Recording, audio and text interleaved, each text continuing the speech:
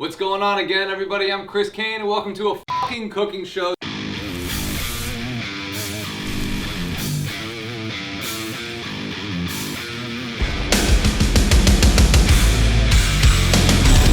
Today we're doing spare ribs. I've been asked multiple times to make a video on how I make spare ribs, and I'm finally doing it today. So everything that you're going to need to make this happen is, today I have 2 racks of spare ribs. I prefer the St. Louis cut. You can also get the whole spare rib.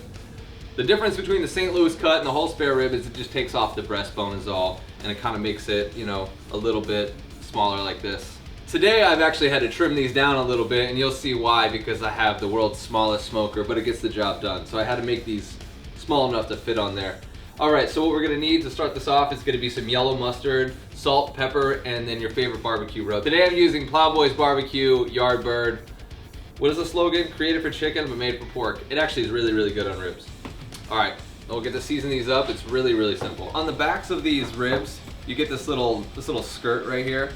I normally just take my paring knife and just take that guy off. And this doesn't have to go in the trash. You can use it for like baked beans, stews, stuff like that. Okay, so on the back of these ribs here, right by the bone, there's this thing that's called the membrane. A lot of restaurants leave it because it's a little time consuming to get off, but I prefer to have it off. If you ever eat a rib and you're kind of chewing on that little chewy part right down at the bottom of the bone, that's the membrane. I hate that shit, so I'm gonna get it the fuck out of here. The best way to get the membrane off is to take a butter knife, and you can kind of just, on one of the bones here, see how I'm kind of like just getting it up a little. Dry paper towel.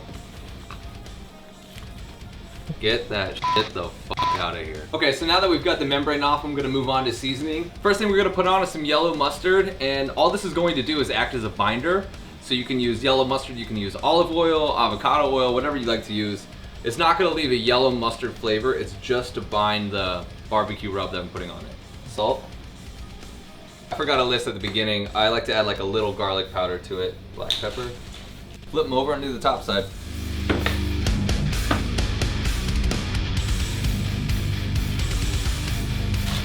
Alright, cool. So that's the first layer of rubs that we're gonna put on. Now for the Yardbird.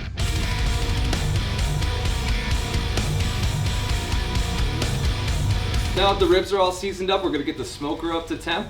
You're gonna wanna let these sit out for about 30 minutes after you've applied the rub on it. And what's gonna happen, it's gonna kind of absorb the barbecue rub, and it's gonna change a little bit from this dry look to more of kind of like a wet look. All right, so I got the barbecue downstairs turned up to about 275 degrees. Good rule of thumb is to have it between 250 and 300. All right, now we're outside. I can show you my smoker. I wasn't kidding when I said it was the world's smallest smoker.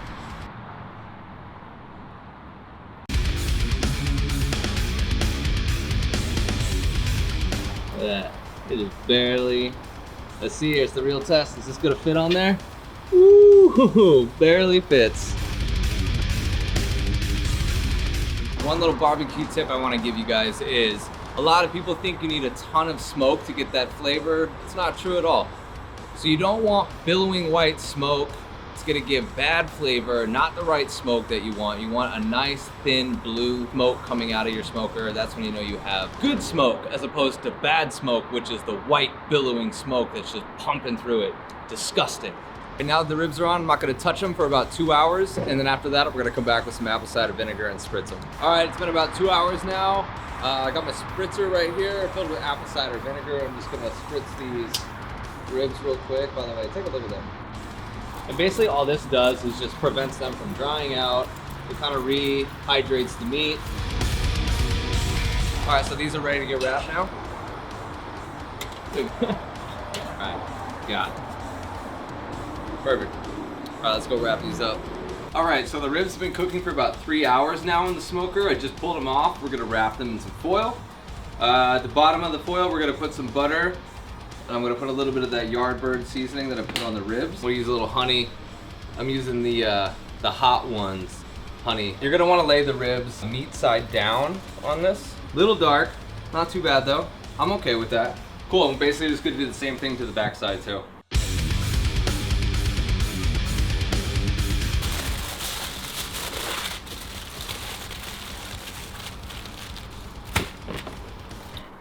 Back to the smoker. Like I said, just 1 more hour. It should be good and tender. So it's been about 4 hours now. And here's a good indicator that the ribs are finished. See how it's pulling back right here? These guys are done. I'm just gonna put them back on, sauce them a little bit, glaze them, and then bring them inside. So now I'm just gonna brush these with just a little bit of barbecue sauce.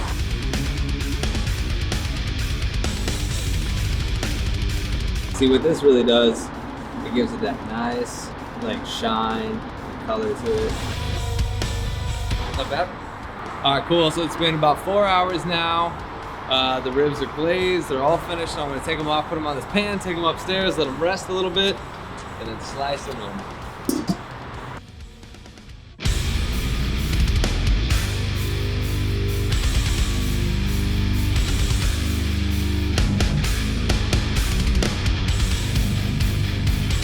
There you have it.